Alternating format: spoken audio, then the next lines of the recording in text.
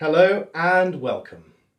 I am indeed grateful to bring the work of Bernard Suriot to our gallery, the first stop in an 8-city tour.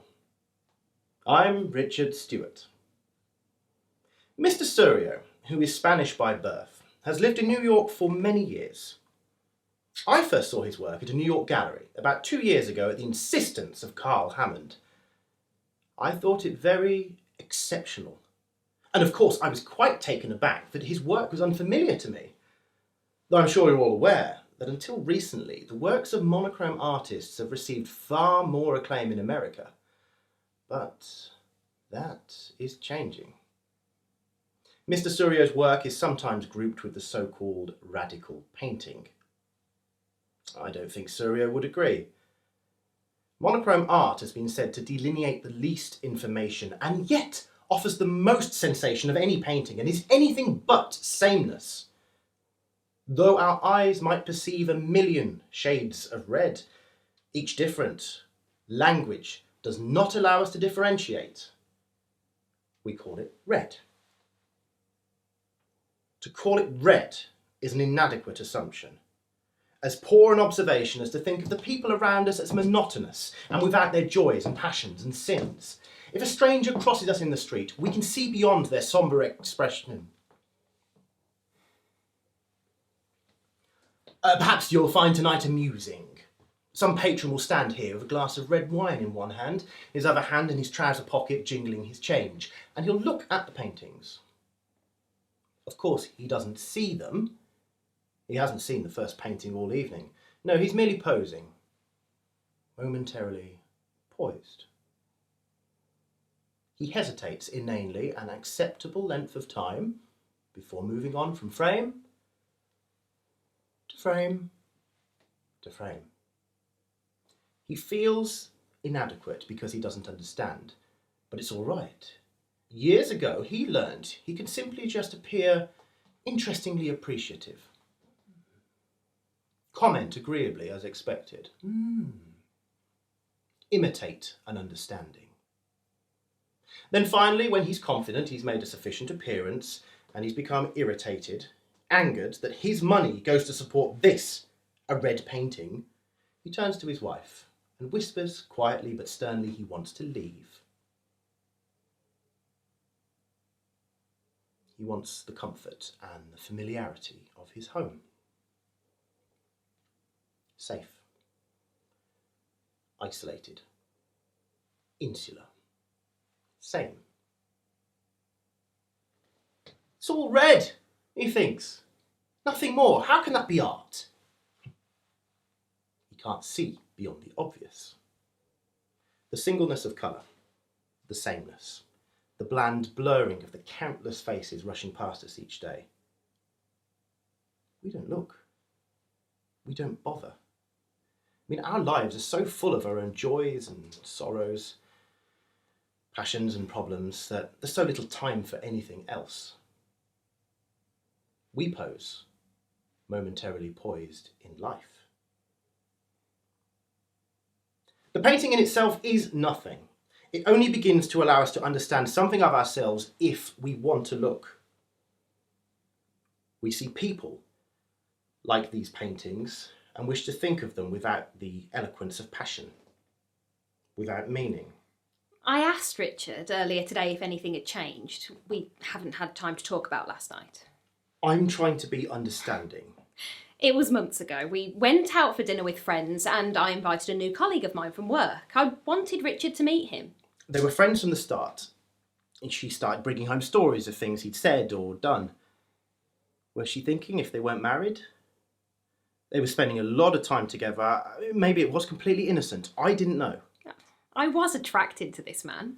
Catherine and I have always had that kind of relationship, and we like to talk about things. I just didn't want it. I didn't want to think about it being anything more than just a good friendship. And I understand that being married to her doesn't mean I can be everything to her. Be her total world. I have a wonderful life. My life, mine and Richard's. Our life together is about anything but him. He starts coming around the house to pick her up for work. She might pick him up. And then he starts to like a girl. So he came round asking for advice. What wine? What flowers? What cologne? Suit or no suit, what restaurant the two go back and forth. He likes a short skirt, and the next day Catherine wears a short skirt to work. That evening they go out for drinks, and he knows what wine she likes and what cologne to wear. You can see what I was thinking. So many couples just hide so much from one another. The way we think and feel. Little secrets. Desires. I don't like that. A couple of years ago I was working with an intern on an installation. She was a young and beautiful girl, and we were working together, and I was absolutely infatuated with her. I knew it was there between us. I didn't want to think about it. We're together a lot, we work together. She was so different from Catherine. I just liked being around her. Nothing ever happened. I never told Catherine. Last week Richard asked about him, about the two of us. Richard asked if we'd ever slept together. My God, where did that come from? I hadn't. But Richard asked if I wanted that. I could see the same thing happening with Catherine and this man. I wanted to clear the air. And then all that night I just kept asking myself if I wanted to be with him. Do you think that when people meet, they think, wouldn't it be great to have a sick day from marriage? You find you've fallen in love again and discover once more feelings are fresh, arousing, and you can tell them all about yourself once more, your hopes, your dreams, and you could escape from the failures, the responsibilities. Has Richard ever met anyone? Has he had these feelings? Did he feel like he couldn't talk to me about something like this? I'd want him to. If we weren't married, we'd be friends. I mean, we were before we started dating. That's what attracted me to her. We could talk about anything. If we weren't married, she could tell me all about how wonderful it was falling in love with this guy, and I'd listen. I'd be a friend. I wanted her to know that I could understand how she felt. Richard said he understood. Only what you can confide to a friend isn't so easy to a husband. And then all this week it's been emotional for me. Like yesterday, I was stood in the hallway at work and I cried. I have no idea why. A friend of mine, Deborah, her and her husband have been trying for years to have a baby. She's 2 months pregnant. They're so happy. And I've been busy working on an important project in my career. That's going so well.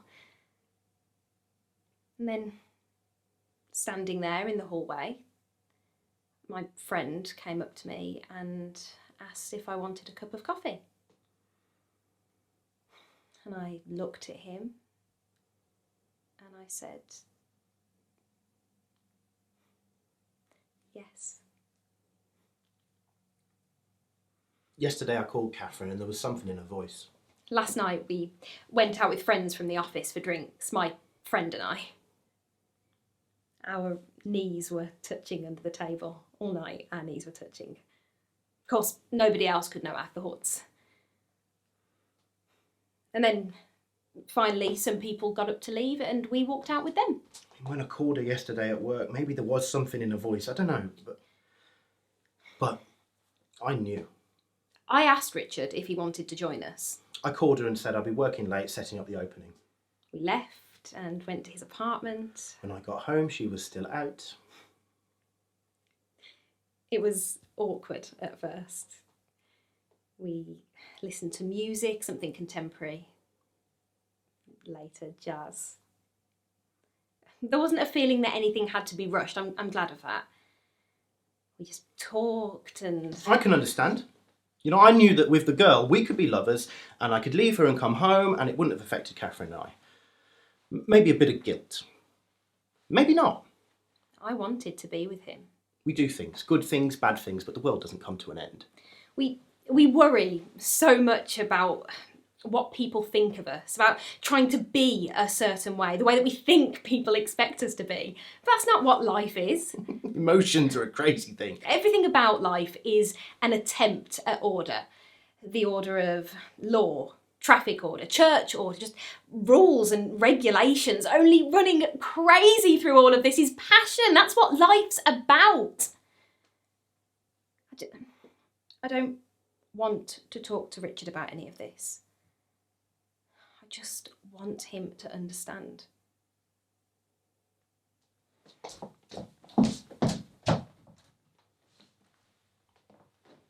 Call them red, green, blue, whatever. They are anything but monochromatic. And they are insignificant.